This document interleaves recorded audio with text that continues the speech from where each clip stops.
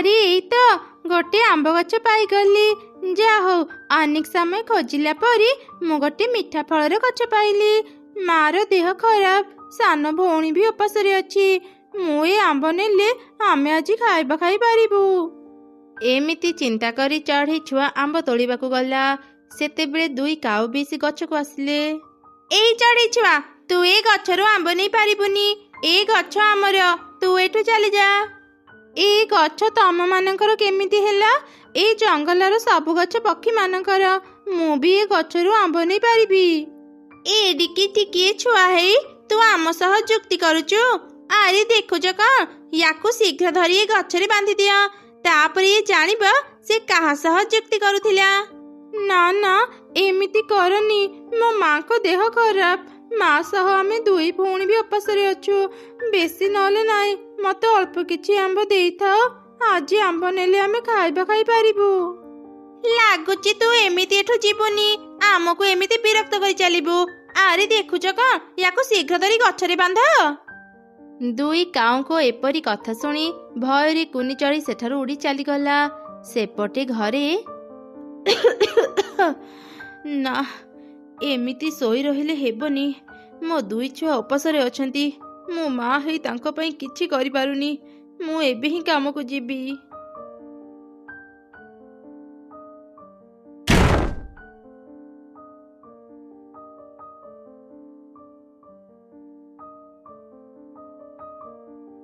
ମା, ତୁମେ କାହିଁକି ବିଛଣାରେ ଉଠୁଥିଲ? କଣ ଦରକାର ଥିଲା କି? ମତେ କହିଥାନ୍ତ। ତୁମକୁ ଭାରି କଷ୍ଟ ହେଉଥିବ ନା ମା? ନା ରେ ମା, ମୋ ପାଇଁ ବ୍ୟସ୍ତ ହେଇନି, ମୁଁ ଠିକ ଅଛି। କୁନି କୁଆଡେ ଗଲା? ସେ କଣ ଘରେ ନାହିଁ? ମା, ଦିଦି ଖାଇବା ଆଣିବା ପାଇଁ ବାହାରକୁ ଯାଇଛି। ହେ ଭଗବାନ, ଏ କେମିତିକା ପରିସ୍ଥିତିରେ ମତେ ପକେଇଲ। ମୋ ଦୁଇ ଛୁଆ ଭୋକରେ ଅଛନ୍ତି, ହେଲେ ମୋ ମା ହେଇ କିଛି କରିପାରୁନି। ମନ ଦୁଃଖ କରନି ମା, ମତେ ବେଶୀ ଭୋକ ଲାଗୁନି। ମୁଁ ଆଜି ଅନେକ ପାଣି ପିଇଛି। ପାଣି ପିଇକି ତ ମୋ ପେଟ ପୁରି ଯାଇଛି। ତୁମେ ଆରାମ କର, ଜମା ଚିନ୍ତା କରନି ମା। ଦିଦି ଖାଇବା ଧରି ନିଶ୍ଚୟ ଫେରିବ।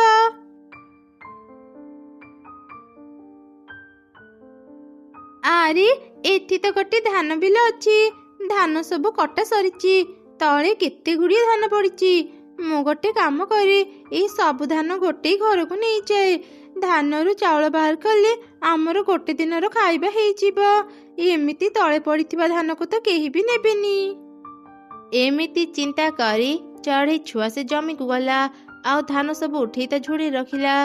ସେହି ସମୟରେ ସେ ଜମିର ମାଲିକ ମିଟୁ ସେଠାକୁ ଆସିଲା। ଏଇ ଛୁଆ, ତୁ ମୋ ଜମିରେ କଣ କରୁଛୁ? ଆରେ ଆରେ, ତୁ ତମ ଜମିରୁ ଧାନ ଚୋରି କରୁଛୁ। ତୋର ଏତେ ବଡ଼ ସାହସ? ନା ନା ମିଟୁ ଅଙ୍କଲ, ମୁଁ ଚୋରି କରୁନି। ତଳେ ପଡ଼ିଥିବା ଧାନକୁ ହିଁ ଉଠଉଥିଲି। ତୁମେ ତ ଏ ଧାନ ନେଇ ନଥାନ୍ତ ନା। ମୁଁ ଧାନ ନେବି କି ନ ନେବି ସେଇଟା ମୋ ଇଚ୍ଛା। ତୁ ମତେ ନ ପଚାରି ମୋ ଜମିରୁ ଧାନ ନେଉଛୁ? ୟାକୁ ଚୋରି କହନ୍ତି। ଦେ ଦେ ମତେ ମୋ ଧାନ। ଏମିତି କହି ମିଟୁ ଚଢ଼େଇ ଛୁଆ ପାଖରୁ ସବୁ ଧାନ ଛଡ଼େଇକି ନେଇଗଲା। ଆଜି ଏସବୁ କଣ ହେଉଛି? ହେ ଭଗବାନ, ମୁଁ କଣ ଆଜି କୋଉଠି ବି ଖାଇବା ପାଇବିନି? କିଛି ସମୟ ପରେ ସନ୍ଧ୍ୟା ହେଇଯିବ। ମୋ ଉପରେ ଦୟା କର ପ୍ରଭୁ, ମତେ ଅଳ୍ପ କିଛି ହେଲେ ଖାଇବା ମିଳିଯାଉ।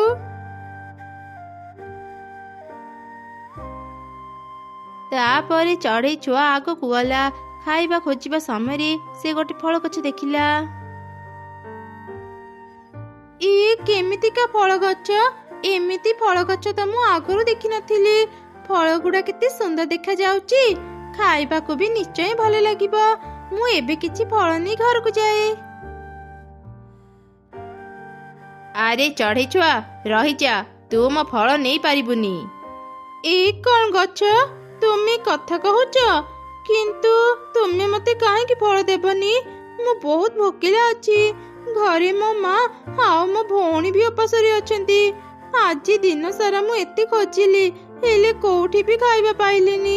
ଦୟାଳୁ ଗଛ, ମୋ ଉପରେ ଟିକେ ଦୟା କର, ମତେ ଫେରେଇ ଦିଅନି। ମତେ ଅଳ୍ପ କିଛି ଫଳ ଦିଅ। ଏ ଫଳ ମୁଁ ତତେ ଦେଇ ପାରିବିନି, ହେଲେ ହଁ, ମୁଁ ତତେ ଏମିତି କିଛି ଦେବି ତୋ ଭାଗ୍ୟ ପୁରାପୁରି ବଦଳିଯିବ। ତୋର ଆଉ କିଛି ବି ଅଭାବ ରହିବନି।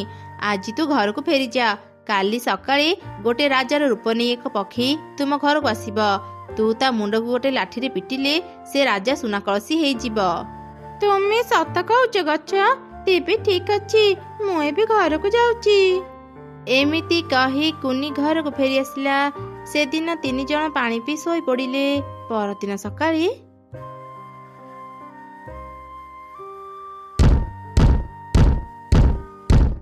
ଆରେ ମା, ଏତେ ସକାଳୁ ସକାଳୁ କିଏ ଆମ ଘର କବାଟ ବାଡ଼ଉଛି? ଗଲୁ ଟିକେ ଦେଖି ଆସିବୁ। ତାପରେ କୁନି ଚଢ଼ି ବାହାରକୁ ଯାଇ କବାଟ ଖୋଲିଲା। ଘର ବାହାରେ ଗୋଟେ ରାଜା ଛିଡ଼ା ହେଇଥିଲା।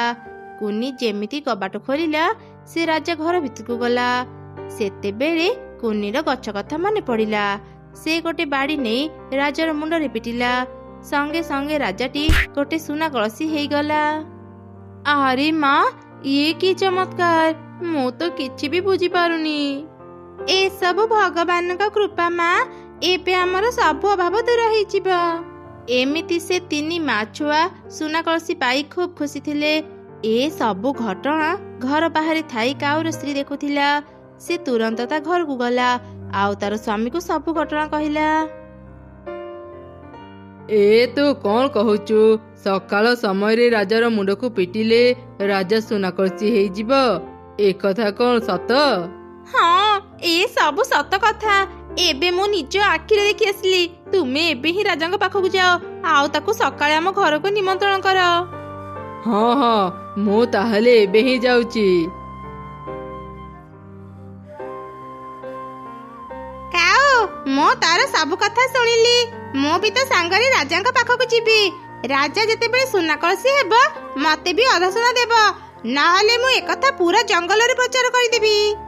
ଆରେ ନା ନା ମିଟୁ, ଏମିତି ଭୁଲ କରନି। ଏକଥା ଯଦି ରାଜା ଚିଲ ଜାଣିବ, ସେ ଆମ ଘରକୁ ଆଉ କେବେ ଆସିବନି କି ଆମକୁ ସୁନା କଳସୀ ମିଳିବନି। ଆଚ୍ଛା ହଉ, ତୁ ଅଧା ସୁନା ନେବୁ ତ? ଠିକ ଅଛି, ଏକଥା କାହାକୁ କହିବୁନି। ଏବେ ଚାଲ ରାଜାଙ୍କ ପାଖକୁ ଯିବା।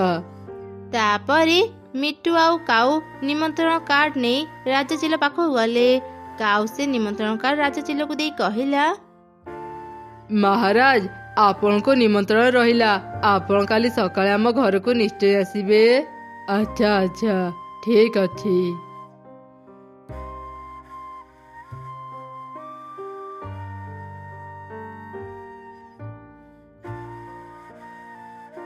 ମହାରାଜ, ଆପଣ ଆସିଗଲେ। ଆପଣଙ୍କ ସିପାହୀ ମାନେ ବାହାରେ ଥାଆନ୍ତୁ। ଆପଣ ଘର ଭିତରକୁ ଚାଲନ୍ତୁ। ସିପାହୀ, ତମେ ମାନେ ବାହାରେ ଥାଅ, ମୁଁ ଭିତରକୁ ଯାଉଛି।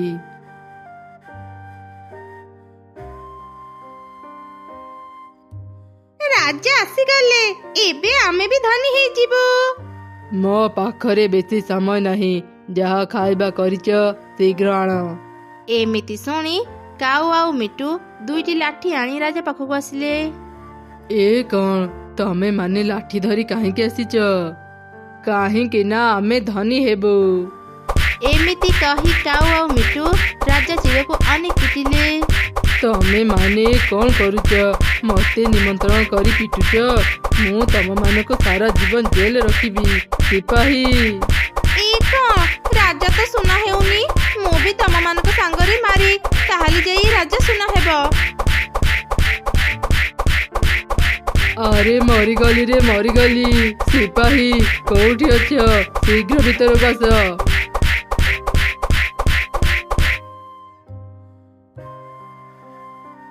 ବଦମାସ ପକ୍ଷୀ ଦଳ, ନିମନ୍ତ୍ରଣ କରି ମତେ ମାରିଲ। ଏତେ ବଡ଼ ଅପମାନର କ୍ଷମା ନାହିଁ। ତମେ ସମସ୍ତେ ସାରା ଜୀବନ ଏବେ ଜେଲରେ ରହିବ। ପ୍ରକୃତ ସତ କଥା ନ ଜାଣି କାଉ ମାନେ ସୁନା ଲୋଭରେ ଚଢ଼େଇର ନକଲ କରି ଶାସ୍ତି ପାଇଲେ। ସେପଟେ ଚଢ଼େଇ ତାର ମାକୁ ଭଲ ଡାକ୍ତରଙ୍କୁ ଦେଖେଇଲା। କିଛି ଦିନରେ ହିଁ ମା ଚଢ଼େଇ ସୁସ୍ଥ ହେଇଗଲା। ଏମିତି ସେମାନେ ଖୁସିରେ ନିଜ ଜୀବନ ବିତେଇଲେ।